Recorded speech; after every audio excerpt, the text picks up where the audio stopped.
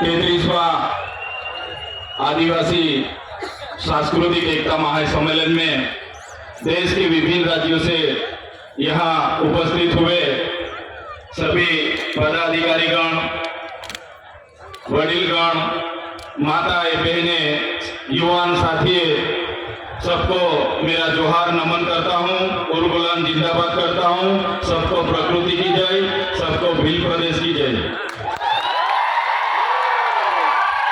इस मंच से हमारे पहले जो भी वक्ताएं आए उन्होंने बहुत अच्छी अपनी बात रखी है, ज्यादा बात मैं नहीं रखूंगा। काफी सारे एमएलएस बैठे हैं, हमारे साथी मित्र राजकुमार जी बैठे हैं, तो उनको भी हमको सुनना है, तो ज्यादा बात मैं नहीं रखूंगा। लेकिन साथियों, हमारा इतिहास गौरवशाली इतिहास रहा है। जब से ये धरती पे मानव सभ्यता का अस्तित्व हुआ, मानव सामाजिक और मानसिक शारीरिक मनुष्य का विकास हुआ, तब से आदिवासी इस धरती पर है। आदिवासी यानी आदि अनादिकाल से बसने वाला, उसको हम आदिवासी कहते हैं। तो इस मंच से मैं कहना चाहता हूं, आज आदिवासी को अलग अलग नाम से पुकारा जाता है, आदिवासी के नाम से अलग अलग योजना बनाई जाती है। आदिवासी की अस्मिता मिटाने के लिए आपने देखा होगा, आदिवासी को आज शेड्यूल ट्राइब, जनजाति, वनवासी, वन बंधु के नाम से भी आज बुलाया जाता है। तो इस मंच से सभी मेरे साथियों को निवेदन करता हूं, वो आदिवासी को बचाने के लिए हम कोई वन बंधु नहीं है, हम कोई वनवासी नहीं है, हम आदिवासी है, आदिवासी ही हम रहेंगे। साथियों, आदिवासी का इतिहास डॉक्टर जीतू भाई ने बताया कि 23,000 साल से यहाँ आदिवासी रह रहा है। आदिवासी का स्वभाव सरल था, संवेदनशील थे। आदिवासी प्रकृति पूजक थे, प्राकृतिक मूल्यों को जतन करते थे, सामूहिक भावना साथ में रखते थे, सहकारी भावना रहती थी। और हमारी संस्कृति, हमारी परंपरा, हमारी विधि, जो भी हमारी मरण विधि है, लग्न विधि है, हमारी जन्म की विधि है, सभी हमारे आदिवासी की अलग है। हम प्रकृति के साथ में रहने वाले लोग हैं, हम धर्म को भी हमारी संस्कृति में मानने वाले लोग हैं। तो आपने देखा होगा, आगे की वक्ताओं ने बताया कि जब भी इस देश में नए नए धर्म आए, वो चाहे हिंदू हो, मुस्लिम हो, सिख हो, ईसाई हो, बौद्ध हो, जैन हो, सभी धर्म आदिवासी के बाद इस धरती पर आए हैं। और हिंदू जैसे धर्म ने तो हमारे समाज में, आपको पता होगा कि वर्ण व्यवस्था प्रथा रखी थी कि भाई पहले ब्राह्मण होगा, बाद में क्षत्रिय होगा, वैश्य होगा, अन्य शूद्र। शूद्र में हमारे लोगों को माना जाता था। हमारे आदिवासियों को 5,000 सालों से हमारी गिनती शूद्र में होती थी। हमको शिक्षा लेने का अधिकार नहीं था, हमको कहीं भी जाने का अधिकार नहीं था। बाद में आपने देखा होगा, इसी हालत में भी देश की आजादी में हमारे कई सारे स्वतंत्र सेनानी लड़े, हमारे क्रांतिकारी लड़े, हमारे पूर्वज लड़े।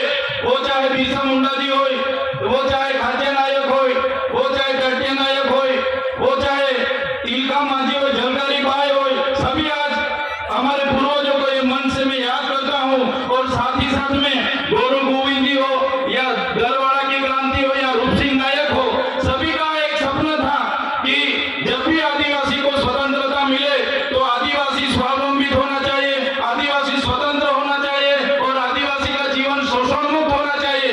लेकिन देश की आजादी के बाद भी जो सभ्य संस्कृति के लोग जो शासन में आए, जब ये अपने समाज को जो सुसंस्कृत मानने वाले लोग आज देश के शासन में आए, देश में संविधान लागू हुआ। संविधान का आमुख कहता है कि ये देश का संविधान, हम भारत के लोग ये देश के संविधान के तहत हमारे देश के लोगों को हम समानता, स्वतंत्रता और बंधुता देते हैं। लेकिन आज भी आदिवासी को समानता नहीं मिली, आज भी आदिवासी को स्वतंत्रता नहीं मिली, आज भी आदिवासी को दूसरी कास्ट में बंधुता नहीं मिली। इसलिए हम कहना चाहते हैं, हम कई सारे कार्यक्रम करते हैं और कई सारे मंच पर भी हमारी व्यक्तिगत बात हम रखते आ रहे हैं। आज भी हम इस मंच से रखेंगे, जब तक आदिवासी को स्वायत्त राज नहीं मिलेगा, आदिवासी का अपना स्वतंत्र राज नहीं होगा, तब तक ये सरकारों में आदिवासियों का विकास होने वाला नहीं है। हमको तीनों और चारों राज्यों, वो चाहे मध्य प्रदेश हो, महाराष्ट्र हो, गुजरात हो, राजस्थान हो, सभी नेतागण यहाँ बैठे हैं, सभी बुद्धिजीवी लोग यहाँ बैठे, कर्मचारीगण यहाँ बैठे। मैं मेरी व्यक्तिगत तौर पे से एक बात रखना चाहता हूँ, हमको आने वाले दिनों में हमारा जो भील प्रदेश था उसको लेने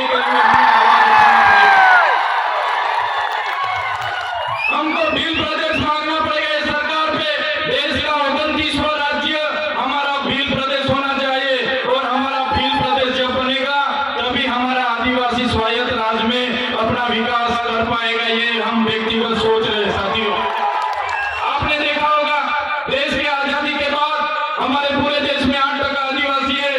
हमारे अनेक राज्यों में बटे हुए हैं। वन के नाम पर, खदानों के नाम पर, जीआईडीसी के नाम पर, जीएमडीसी के नाम पर, कॉरिडोर के नाम पर, सेंचुरी एरिया के नाम पर हमारे आज भी पूरे देश में 1,80,00,000 से भी ज्यादा आदिवासी अपने गांव, अपने समाज, अपने संस्कृति, अपनी प्रकृति के साथ छीन बीन हो गए, आज बेघर हो गए, बेवतन हो गए, आज बेबस हो गए।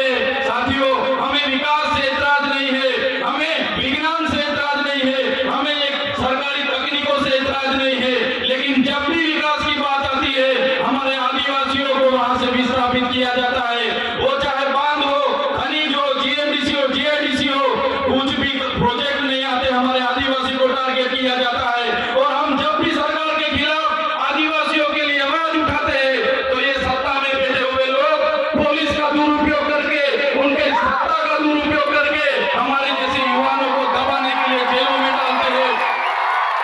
हमारे जैसे युवा जो खुद क्लास 2 ऑफिसर था, क्लास 2 ऑफिसर की अपनी गवर्नमेंट जॉब छोड़ के समाज की लड़ाई के लिए हम आए, और समाज के लिए लड़ते लड़ते आज ये सरकार ने फर्जी एफआईआर 19 कितनी एफआईआर हमारा पर कर दी, और काफी सारे नेता हमारे समाज के ही है, वो शासक पक्ष में है, फिर भी हमारे जैसे युवा को आगे बढ़ने नहीं दे रहे। हमारे जैसे युवा को कैसे गिराया जाए वो हमारे ही नेता सोचते हैं। तो इस मंच से मैं कहना चाहता हूँ, हमारे पूरे देश से, विभिन्न राज्यों से लाखों आदिवासी माताएं, बहनें, वडीले, युवा साथी यहाँ आए।